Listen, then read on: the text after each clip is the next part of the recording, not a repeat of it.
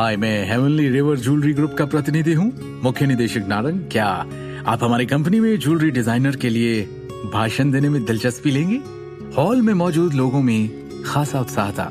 उस पल में दृष्टि नारंग एक बहुत प्रसिद्ध व्यक्ति बन गई थी, क्योंकि सभी आभूषण कंपनियां उसे निमंत्रण भेज रही थी।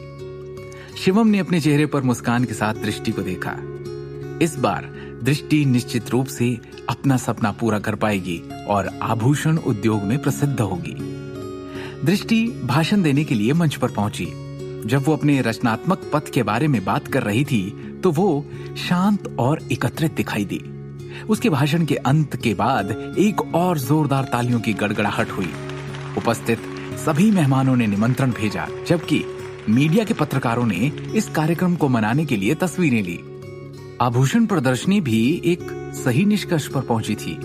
प्रदर्शनी के बाद दोनों एक साथ नीचे की ओर चले गए। मंच पर पहले से ही कई सवालों के जवाब देने के बावजूद दृष्टि ने ग्राउंड फ्लोर पर पहुंचते ही खुद को मीडिया के पत्रकारों के एक समूह के झुंड में पाया। उन्हें झकझोरने के बजाय उसने विनम्रता से पुरस्कार जीतने के अपने विचारों को जारी किया और विभिन्न प्रमुख मीडिया आउटलेट्स के प्रवक्ता के साथ मेलजोल किया। आखिरकार ये कुछ ऐसा था जिसे करने की जरूरत थी।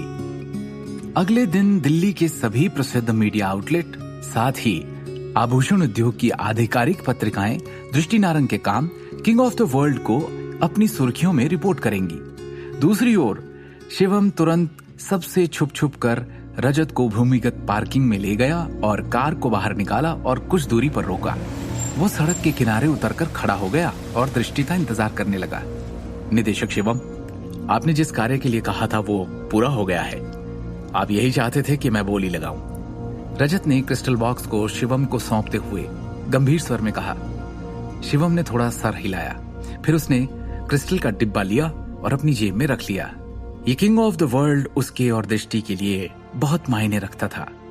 जब सही समय होगा तो वो व्यक्तिगत रूप से इसे दृष्टि के गले में पहनाएगा। जब तक वो दृष्टि की खूबसूरत मुस्कान को देखना जारी रखेगा। शिवम कोई भी राशि खर्च करने से नहीं हिचकिचाएगा।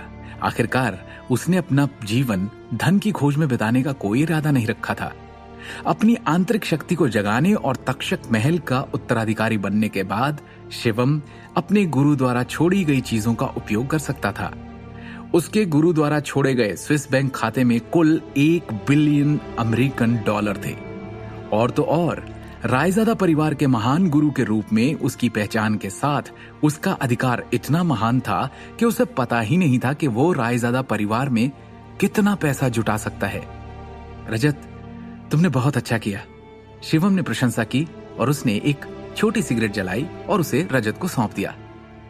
इस बार मैं तुम्हें तुम्हारे वेतन के बोनस के रूप में 1 लाख रुपए दूंगा। धन्यवाद निदेशक शिवम।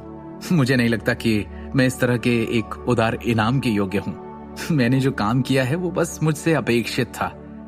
इस प्रकार मैं ये इनाम नहीं ले सकता हूं, प्लीज। रजत के खाते में तुरंत 1 लाख रुपए ट्रांसफर करने से पहले शिवम ने कहा, मैं किसी के साथ भी दुर्व्यवहार नहीं करूंगा जो मेरे लिए काम करता है।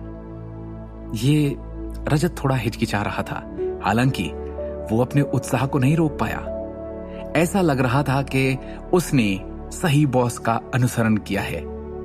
हालांकि उसने केवल एक साधारण काम किया था, लेकिन वो एक ऐसा पुरस्कार प्राप्त करने में सफल रहा जिसके लिए शुरू में पूरे 1 साल की कड़ी मेहनत की आवश्यकता होगी। शिवम सर, आप निदेशक दृष्टि को इन चीजों के बारे में सूचित क्यों नहीं करते थे? रजत ने गंभीरता से पूछा।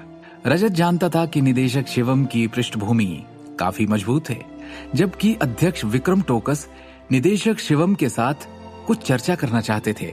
उन्होंने इसके बजाय निदेशक शिवम के लिए 1.5 करोड़ मूल्य के गहने खरीदने की पहल की। तभी उसे पूरी तरह से समझ में आया कि डायरेक्टर शिवम के पास कितनी ताकत है। इसके अलावा उसने शिवम के उदार और देखभाल करने वाले व्यक्तित्व की प्रशंसा की। इस बार अपनी पत्नी को राहत की सांस देने के लिए उसके बिना किसी झिझक के 50 लाख रुपयों में खरीदे गए एक पेंडेंट को तोड़ दिया था। शिवम वास्तव में किसी भी महिला का आदर्श पुरुष था। अपनी वर्तमान क्षमताओं के साथ आप अभी भी लो प्रोफाइल रखने के लिए इतना प्रयास क्यों कर रहे हैं? रजत ने जिज्ञासावश पूछा। शिवम ने उदासीनता से कहा, हालांकि ऐसा हो सकता है, लेकिन मुझे अपनी ताकत दिखाने का कोई कारण नहीं दिख रहा है।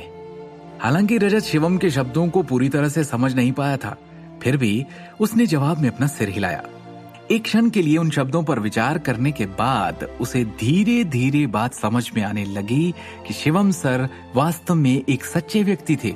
एक बेकार दामाद के रूप में अपनी व्यापक रूप से प्रसिद्ध प्रतिष्ठा रखने के बावजूद वो कभी भी शांत रहने और एकत्र होने में असफल नहीं हुआ, तब भी जब दूसरे उसके साथ अन्याय पर अन्याय किए जा रहे थे।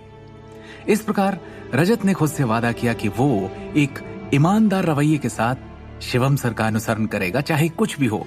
आगे की कहानी जानने के लिए देखिए अगला एपिसोड सिर्फ पॉकेट एफएम के यूट्यूब चैनल पर, और शिवम द हिडन वॉरियर के सारे एपिसोड्स को सुनने के लिए डिस्क्रिप्शन में दी लिंक से डाउनलोड करें पॉकेट एफएम ऐप।